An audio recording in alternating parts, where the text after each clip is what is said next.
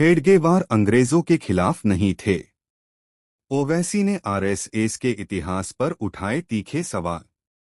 महाराष्ट्र महानगरपालिका चुनावों के मद्देनजर छत्रपति संभाजीनगर में ओवैसी ने चुनावी बिगुल फूंका।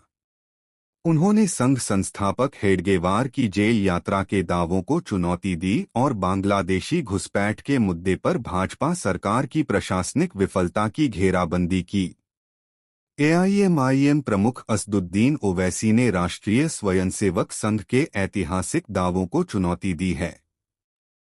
असदुद्दीन ओवैसी ने आरोप लगाया कि संघ के संस्थापक केशव बलिराम हेडगेवार को ब्रिटिश शासन के विरोध के कारण नहीं, बल्कि खिलाफत आंदोलन का समर्थन करने के कारण जेल में डाला गया था।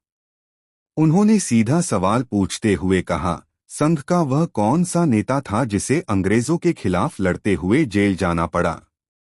प्रशासनिक विफलताओं से ध्यान भटकाने का आरोप। भाजपा की आलोचना करते हुए ओवैसी ने कहा कि पार्टी हिंदुत्व के एजेंडे को लागू करने और अपनी प्रशासनिक नाकामियों से जनता का ध्यान भटकाने के लिए इस तरह के भावनात्मक मुद्दे उठा रही है।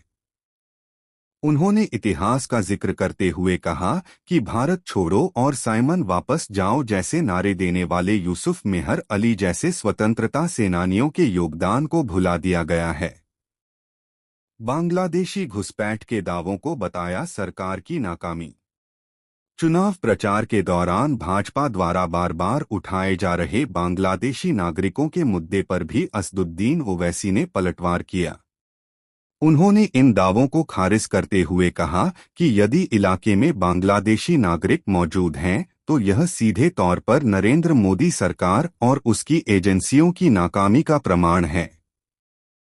ओवैसी ने सीमा सुरक्षा पर सवाल उठाते हुए कहा कि पुलिस, खुफिया एजेंसियों और कड़े नियंत्रण के बावजूद 10 किलोमीटर की बाड़ का काम अब तक पूरा नहीं हो सका है।